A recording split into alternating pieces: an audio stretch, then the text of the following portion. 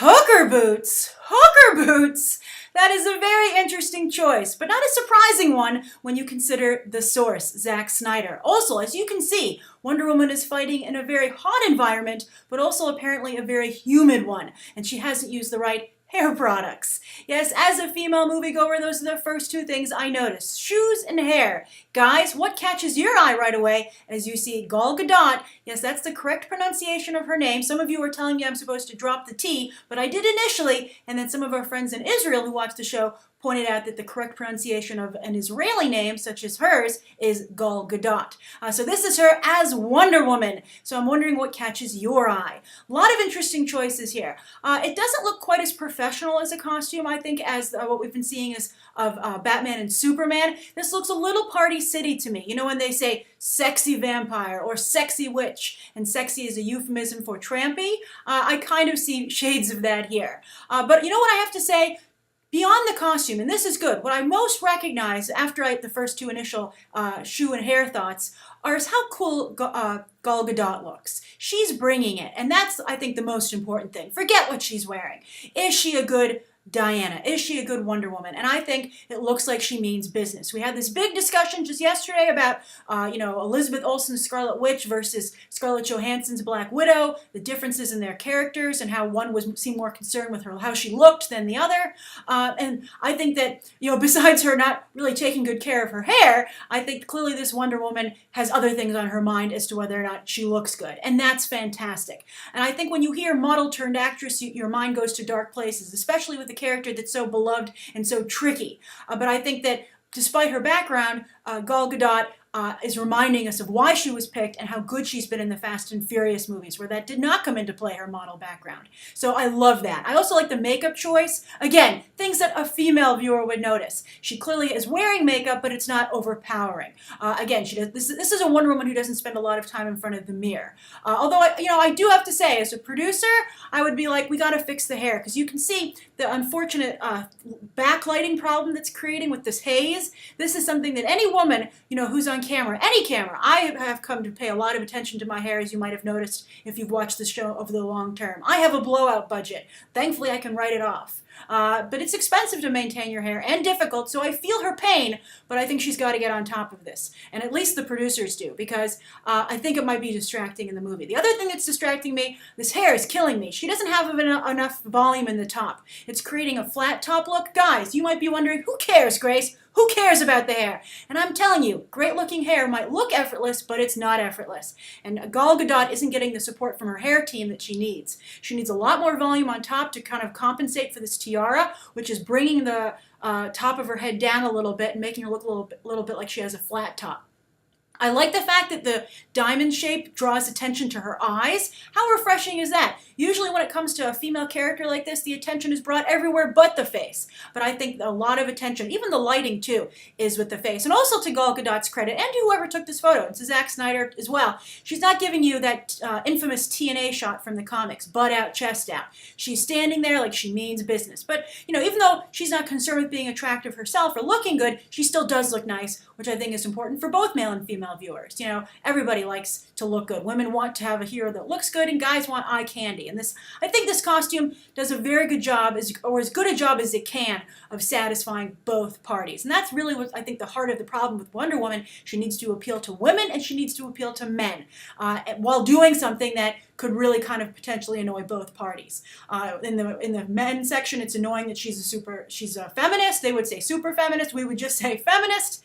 And then I think to women, she has the potential to be annoying if she's voguing, if she's trying too hard to be the sexy member of the Trinity. So let's go to this costume.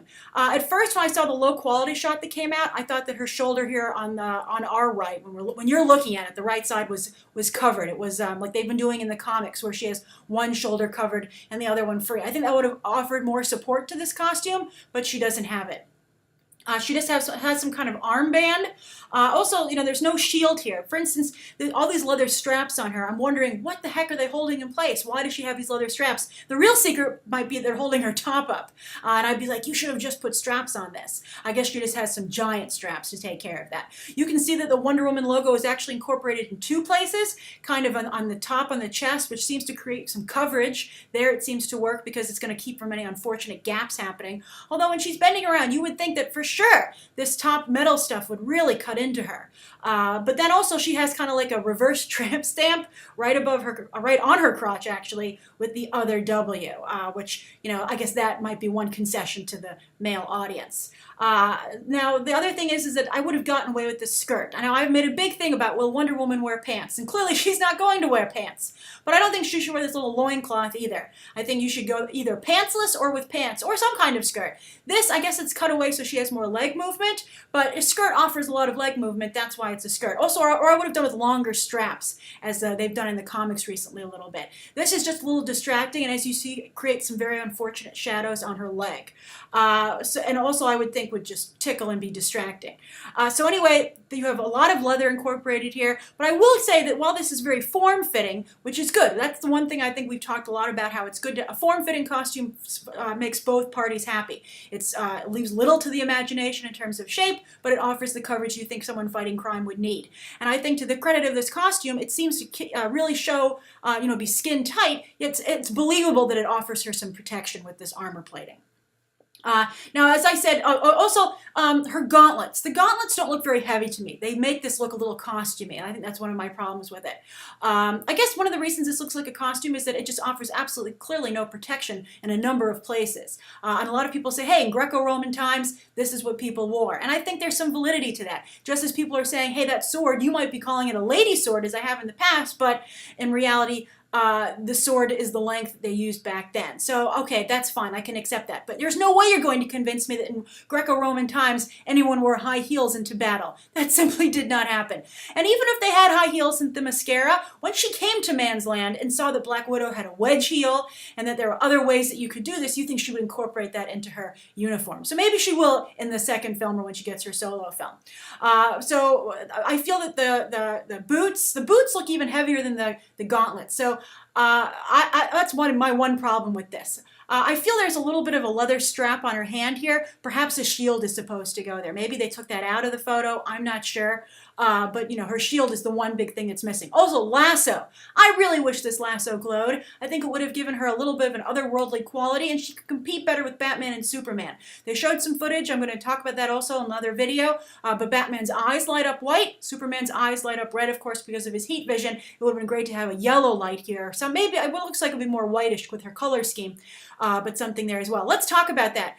There's some red tinge here a little bit, but gone is the American flag incorporation. And I'm wondering if you're going to see Superman's costume start to be bleached out as well. And you've seen the stars removed largely from Captain America's costume with an A now on his shoulder. I think this is all very interesting to see as global box office becomes so important, moving away from that.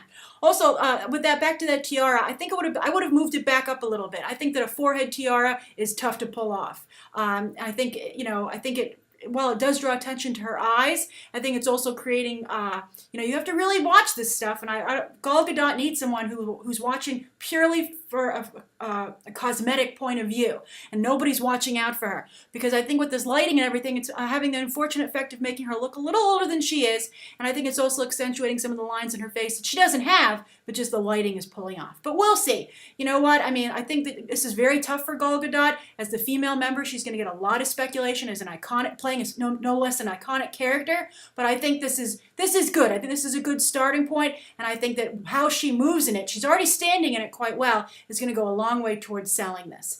But I'm curious to what you guys think. Are you horribly disappointed? Are you horribly excited? Are you just, you don't know what to think? How do you think it compares to the comic book version? And as a male viewer, are you excited? Are you satisfied? As a female viewer, are you satisfied? Or do you think in trying to satisfy everybody, they've come up with something that satisfies no one?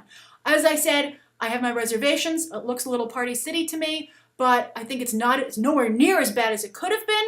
And I think concessions are made to both sides that I think will make, a good compromise is no one's really that happy. And I guess maybe that's what you have here. But I think the great takeaway is that Gal Gadot looks great in it, and she looks like she has the perfect attitude, and she looks like she's going to bring it. So that's my review of this first look of Wonder Woman. Write your thoughts down below, and stay tuned for more coverage of Comic-Con.